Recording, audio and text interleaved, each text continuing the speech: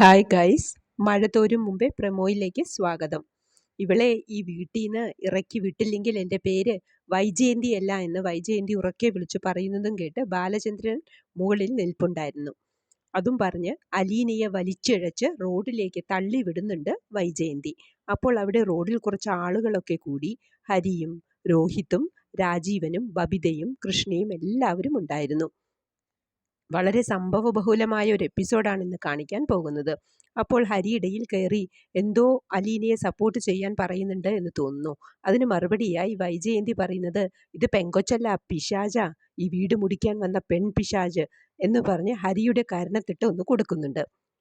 എടുത്തുകൊണ്ട് പോടി നിന്റെ പെട്ടിയും പ്രമാണവുമൊക്കെ, ഈ ഗേറ്റിന് ഇങ്ങോട്ട് കടന്നാൽ നാണം കെട്ടവളെ എന്നും വിളിച്ച് ആക്രോശിക്കുന്നുണ്ട് വൈജയന്തി. ആർക്കും ഒന്നും മനസ്സിലാവാതെ നിൽക്കുമ്പോൾ അലീന പറയുന്നുണ്ട്, വളരെ വിഷമത്തോടെയാണ് ഞാൻ പോകുന്നത്, എന്നെ ഓർത്തിട്ടല്ല നിങ്ങളെ ഓർത്തിട്ട് എന്ന് കരഞ്ഞു പറഞ്ഞുകൊണ്ട് പതുക്കെ നടന്നു നീങ്ങുന്ന അലീനയെ നമുക്ക് കാണാം.